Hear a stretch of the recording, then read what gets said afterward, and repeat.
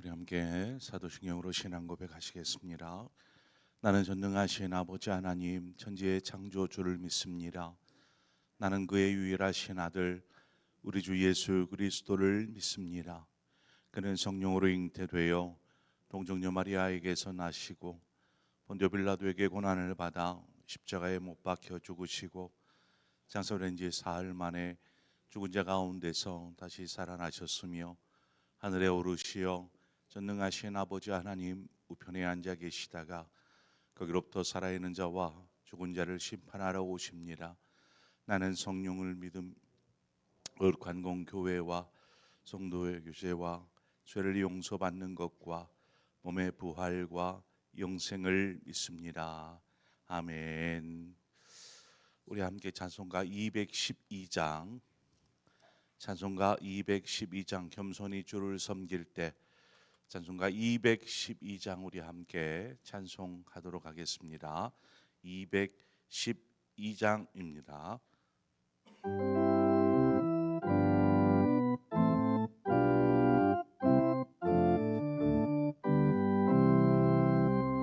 겸손히 주를 섬길 때 괴로운 일이 많으나 우주 영내게 힘주사 잘 감당하게 하소서. 인자한 말을 가지고 사람을 감화시키며 갈 길을 잃은 머리를 잘 인도하게 하소서. 구주의 귀한 인내를 깨달아 알게 하시고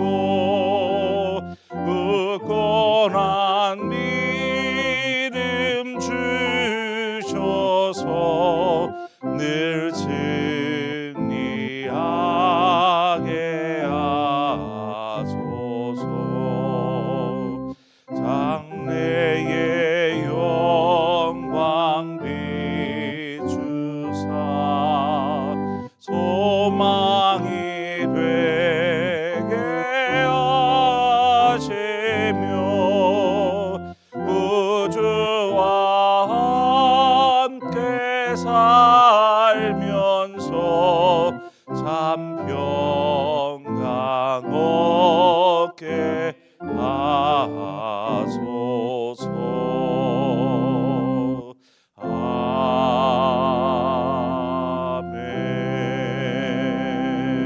아멘. 하나님 말씀 보겠습니다. 열왕기하 10장 1절에서 11절의 말씀입니다. 열왕기하 10장 1절에서 11절의 말씀을 우리 함께 교독하도록 하겠습니다.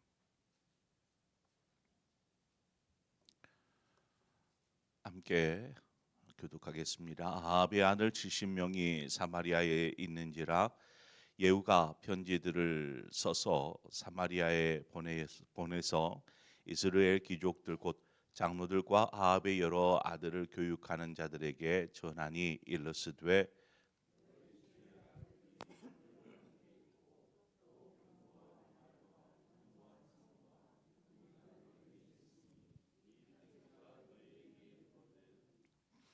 너희 주의 아들들 중에서 가장 어질고 정직한 자를 택하여 그의 아버지의 왕좌에 두고 너희 주의 집을 위하여 싸우라 하였더라.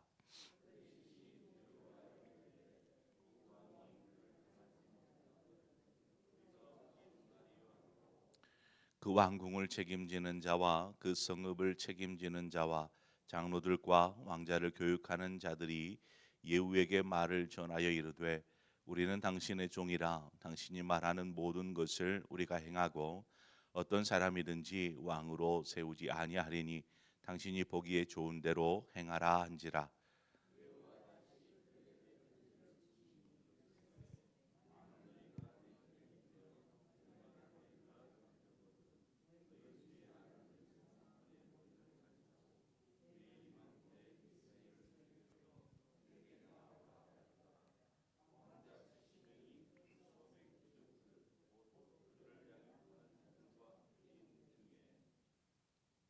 편지가 그들에게 이름에 그들이 왕자 70명을 붙잡아 죽이고 그들의 머리를 광주리에 담아 이스라엘 예후에게로 보내니라.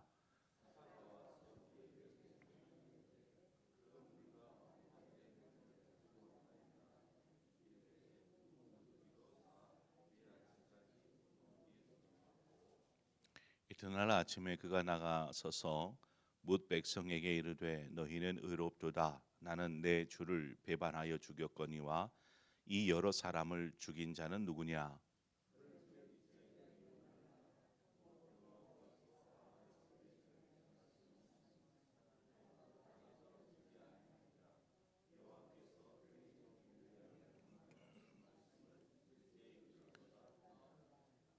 함께 읽습니다.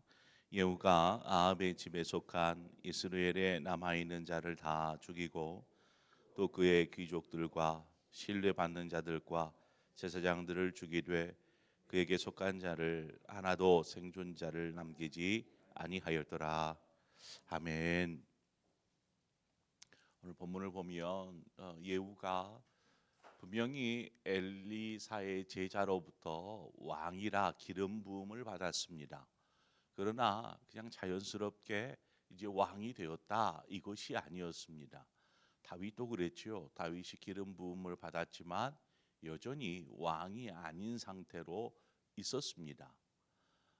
사울도 마찬가지이죠. 온 나라의 백성들이 왕으로 인정해 줄 때에 그제서야 왕이 될 수 있는 것입니다. 뭐 예후도 기름 부음 받았고 또 왕을 죽이지 않았습니까? 요람 왕을 죽였고요. 또 가장 큰 권세라 말할 수 있는 태우고 있던 이세벨 그 역시 예후에 의해서 죽인 거나 다름없지요. 그러나 예후가 직접 죽인 것은 아니었고 내시들이 그 태우를 바깥으로 창바깥으로 던지는 바람에 이제 죽게 되는 그런 중요한 권세자 두 사람이 지금 죽은 것입니다. 그러면 이제는 어엿한 왕이 된 것입니까? 그렇지 않았습니다. 여전히 백성들의 마음이 하나로 예후에게 향해야만 하는 것이죠.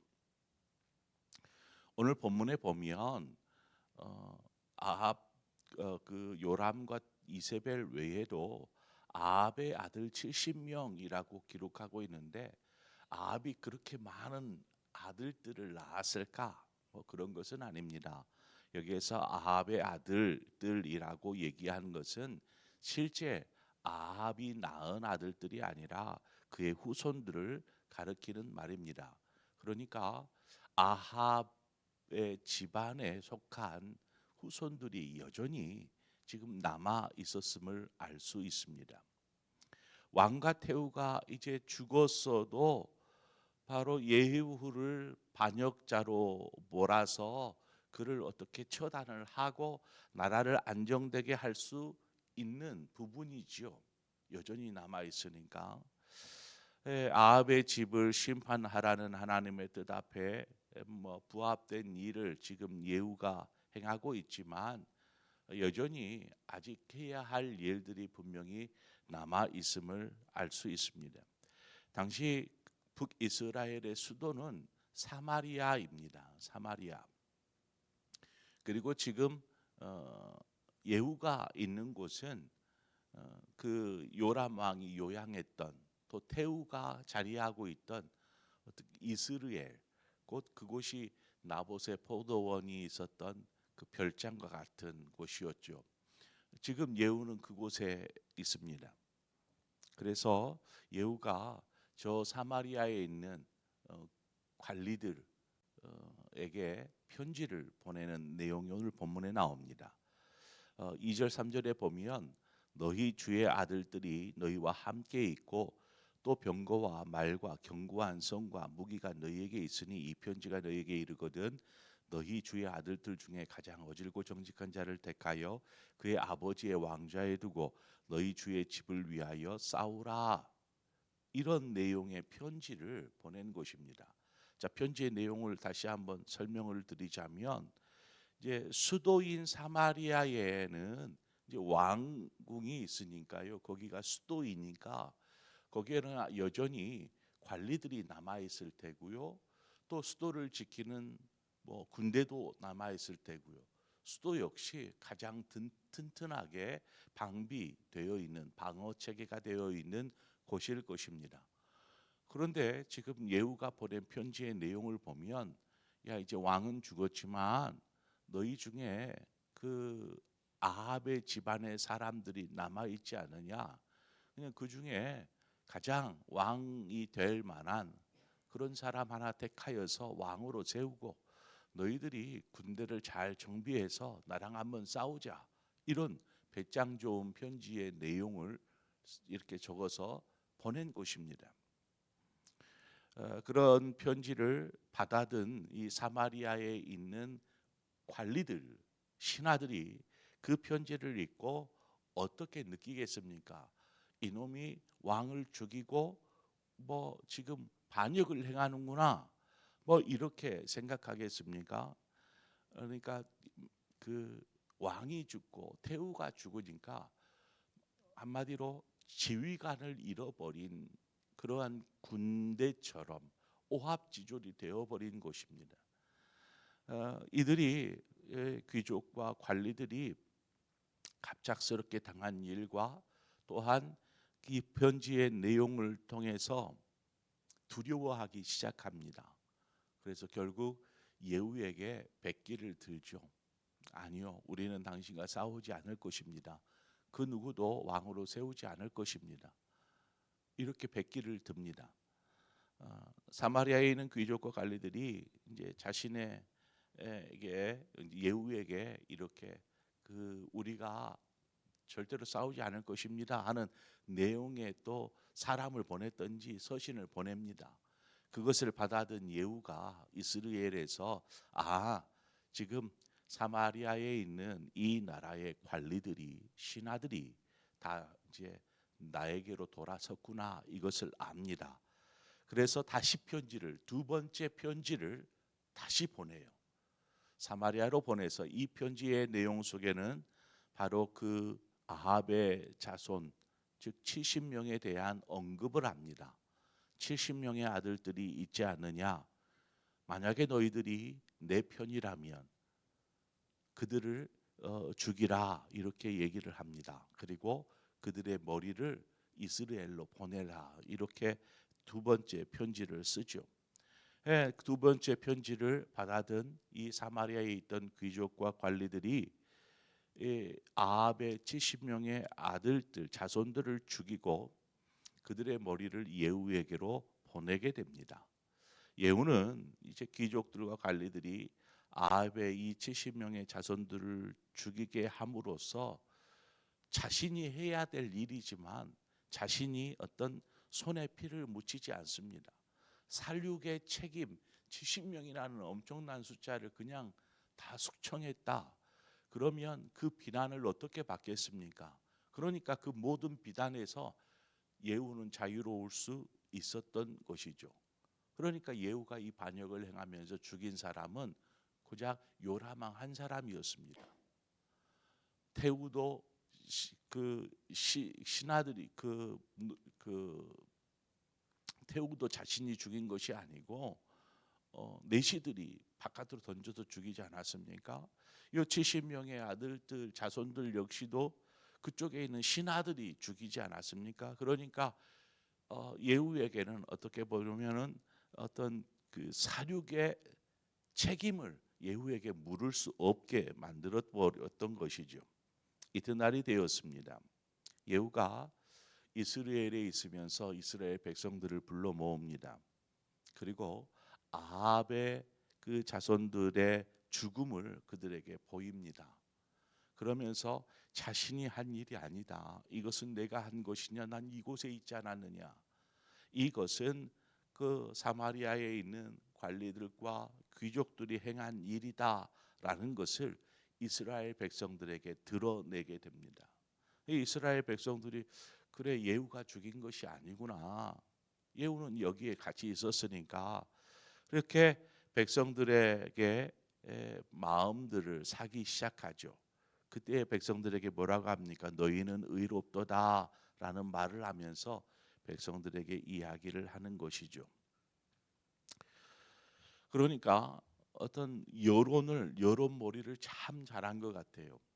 이 모든 사륙에 사륙했던 사람들은 그 귀족과 관료들이다.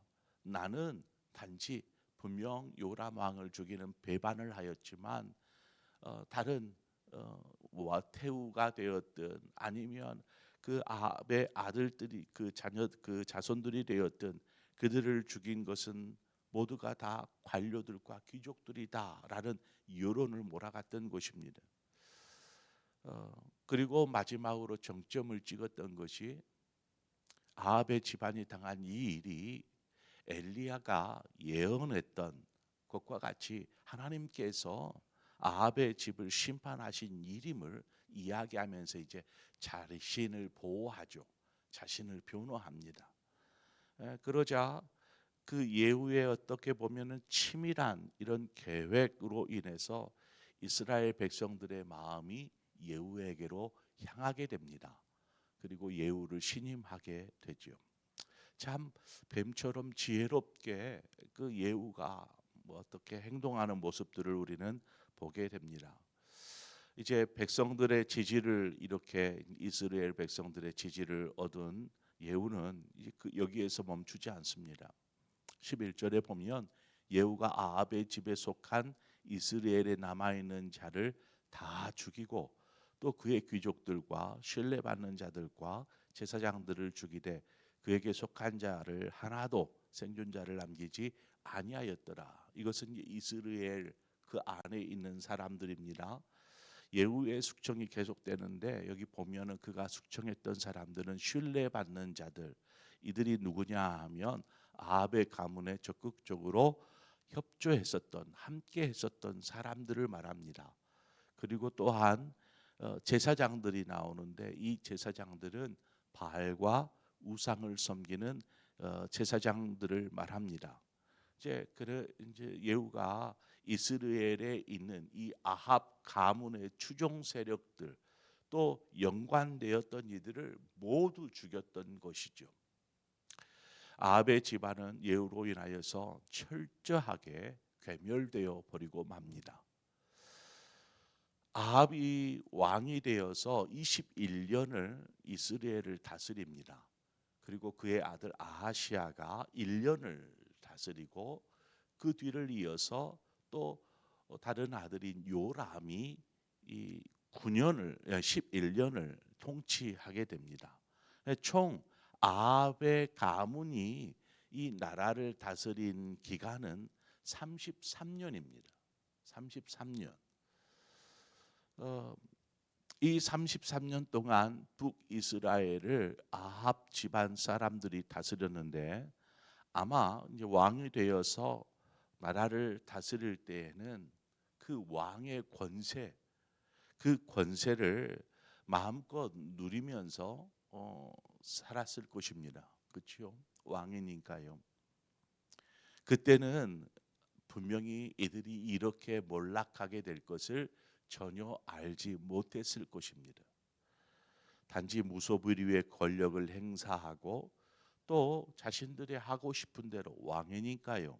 온갖 악행을 저질렀습니다.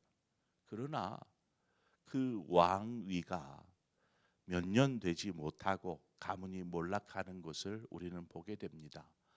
솔로몬의 입은 옷도 입고만 못하였다라고 찬송의 그 성경에 나오는 것처럼 그렇습니다. 그 왕으로 있을 때에는 몰랐는데 결국 고작 그 유지되었던 시간은 33년밖에 되지 않았다라는 것입니다. 우리가 하나님 앞에 겸손해야 될 이유가 여기 있습니다. 우리는 아합의 집안을 보면서 두 가지를 좀 우리가 생각해 보아야 되는데, 그것은 하나님 앞에서의 겸손입니다. 구원에 있어서도 바울이 어떻게 말합니까? 자신 스스로 내가 이미 얻었다 함도 아니요 온전히 이루었다 함도 아니라 오직 내 앞에 있는 오직 내가 그리스도 예수 안에 예수께 잡힌 바 된 그것을 잡으려고 내가 달려가노라, 이렇게 이야기하지 않습니까? 그러니까 항상 저는 겸손하게 두렵고 떨림으로 그 구원을 이루기 위해서 매 순간순간 하나님 앞에 서 있었다라는 것입니다. 하나님 앞에 겸손하게, 하나님, 제가 또다시 하나님을 바라보지 못하면 잘못 어그러질 수 있고 믿음에서 떠날 수 있으므로 저는 앞에 있는 그것만을 쫓아갈 것입니다. 그것은 바로 예수 그리스도, 바로 주님이십니다. 이 고백을 하는 것처럼 우리가 늘 하나님 앞에 겸손하게 서 있어야 합니다.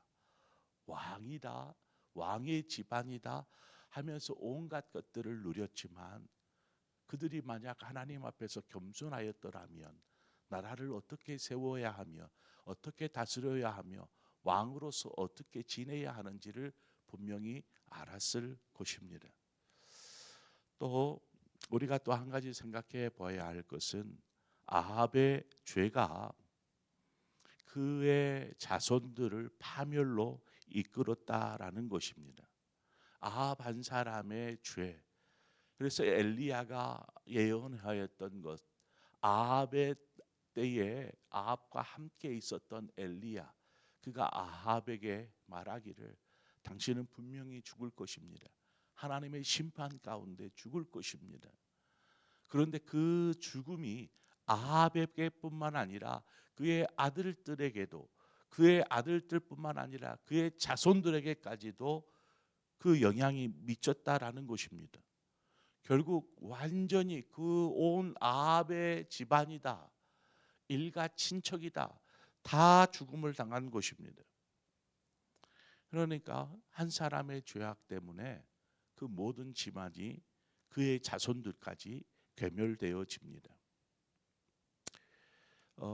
우리가 죄악 가운데 떠나 선을 행하는 사람이 되어야 함이 바로 여기에 있습니다. 말씀대로 사는 자에게 하나님께서 뭐라고 말씀하십니까? 그 은혜를 천대까지 이르게 하겠다라고 말씀하셨습니다. 또한 하나님에게서 떠나 말씀에 순종하지 않고 죄악 가운데 행하는 자에게는 그의 죄를 그의 자손 3, 4대까지 묻겠다라고, 보응하겠다라고 하나님은 말씀하십니다.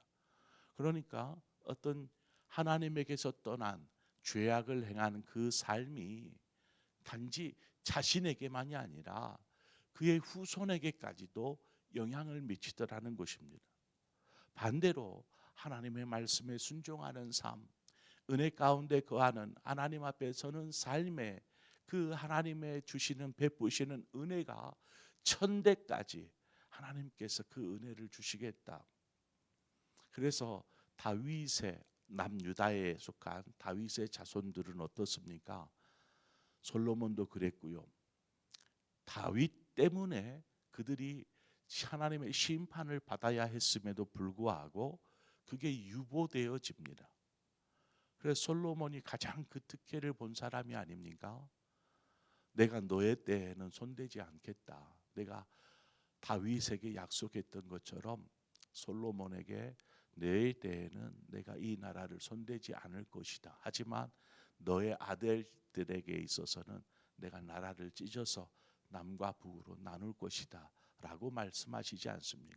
이처럼 우리가 생각해야 될 것은 이 아합의 집안을 바라보면서 우리가 늘 하나님 앞에 겸손하게 서지 않으면 하나님도 없인 여긴 채 그저 내가 누리는 인생, 내가 하고자 하는 삶에만 집중하다가 결국 몰락하게 되는 것이구나. 뿐만 아니라 그의 몰락의 정점에는 자신의 죄가 자신들의 후손에게까지도 이르게 된다라는 사실들을 망각해 버린 채 살아갔던 그 아합의 모습을 우리는 되새기게 됩니다. 그러므로 우리는 어떤 악이든지 악에게 지지 말고 선으로 악을 이기는 삶을 살아야 할 줄 믿습니다. 그런데 우리가 이깁니까? 항상 악에게 넘어지고 죄를 범하는 자가 아닙니까? 그러므로 우리는 하나님 앞에 늘 겸손하게 서서 하나님, 제가 이렇습니다. 하나님, 제가 이렇게 넘어집니다.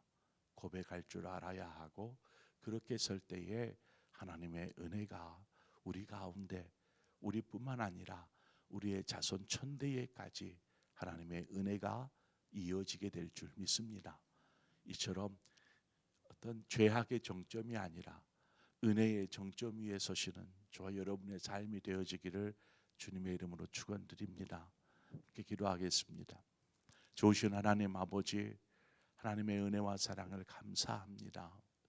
한 사람으로 인해서 그 여파가, 그 영향이 파멸로 이르게 되는 그 후손에게까지도 정말 아픔이 되어 결국 몰락에 이른 아합 가문의 그러한 모습들을 우리가 오늘 말씀을 통해서 접하면서 우리가 하나님 앞에 어떻게 서야 하는지를 다시 한번 되새기게 됩니다.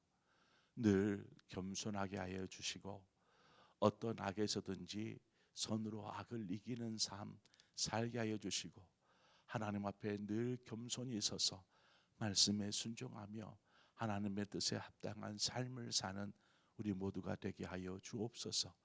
그래서 하나님의 심판을 맛보는 것이 아니라 하나님의 은혜를 맛보되 그 은혜가 우리의 자손들에게까지도 계속 이어질 수 있는 믿음의 삶을 사는 우리 모두가 되게 하여 주시옵소서.